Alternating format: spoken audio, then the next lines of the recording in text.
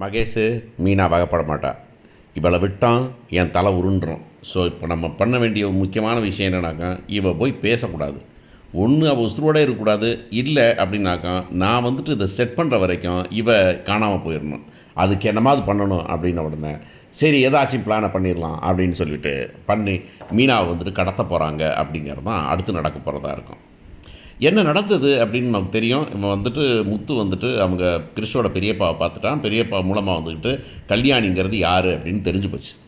கல்யாணம் தெரிஞ்சு போச்சு. தெரிஞ்சு போனால் என்ன பண்ணியிருக்கணும்? ஒன்று அப்பாக்கிட்ட போயிருக்கணும், இல்லை பொண்டாட்டிகிட்ட போயிருக்கணும், இல்லை யாருக்காவது ஃபோனை பண்ணி பொண்டாட்டிக்கு ஃபோன் பண்ணி இங்கே வா அதை பேசணும், இப்படி ஒரு விஷயம் எனக்கு தெரியுமா உனக்கு அப்படின்னு கேட்டிருக்கணும், இல்லை அப்பாட்ட போய் தனியாக போய் பேசியிருக்கணும்.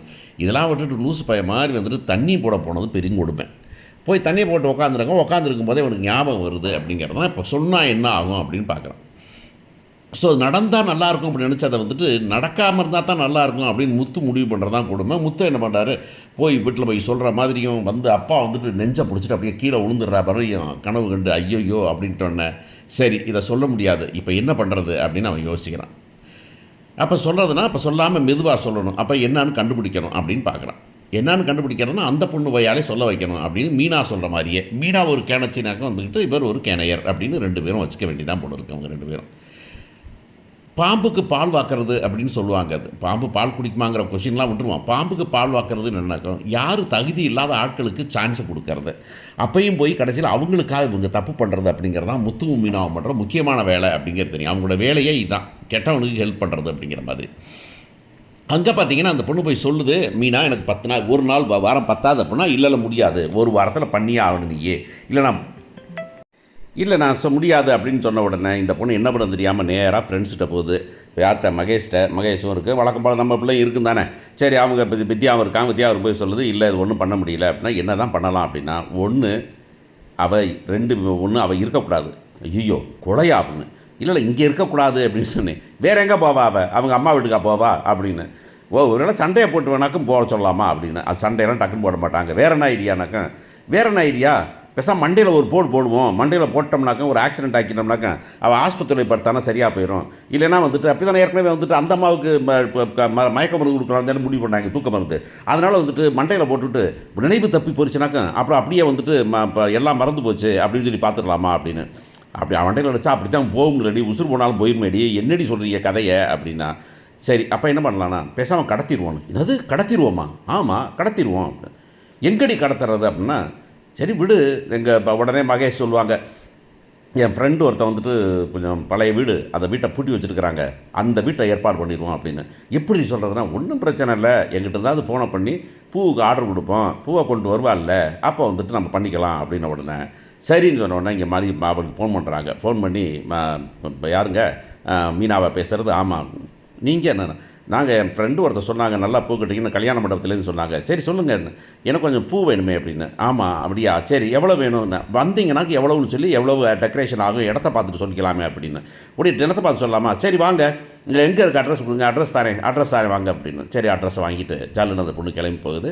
கிளம்பி போய் உள்ளார போனாங்க, வீடு திறந்துருக்குது. இன்னும் கதவை தட்டி பார்த்தா வீடு திறந்தா ஒன்றும் இல்லைன்னா உள்ளார போகிறாங்க. உள்ளார போயிட்டு உள்ளே வாங்க அப்படின்னு ஒரு ஆம்பளை வாய்ஸ் மாதிரி கேட்குது. சரின்னு உள்ளார போகிறாங்க. உள்ளார போனாக்கா அப்படியே கதவை மூடிட்டு அந்த பிள்ளையை டக்குன்னு கண்ணை கட்டிடுறாங்க. யார்? மகேஷும் ரோகிணி சேர்ந்து கண்ணை கட்டி உட்கார வச்சு கட்டி வச்சிடுறாங்க. என்ன யார் என்னது கட்டி வச்சுக்கிறீங்க நீங்கள் அப்படின்னு கேட்டாங்க.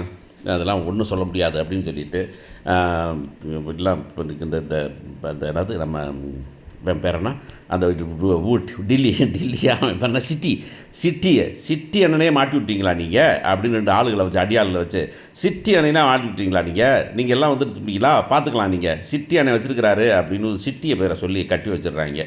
கட்டி வச்சுட்டு இவங்க வெளியே வந்துடுறாங்க. வெளியே வந்து 2 பேர் வந்து அவனை கூப்பிட்டு வந்து பாரு பத்திரமா பார்த்துக்குங்க, 2 பேரும் காவலுக்கு இருங்க அப்படின்னு.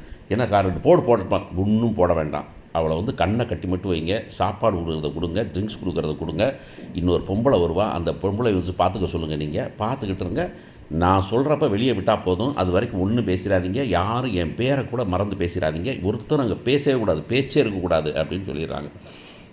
இங்கே வீட்டில் எல்லோரும் பார்க்குறாங்க. பார்த்தாக்க வந்துட்டு வரான், வீட்டுக்கு வரான். முத்து வீட்டுக்கு வந்தோன்னே அப்படியே பார்க்குறான்.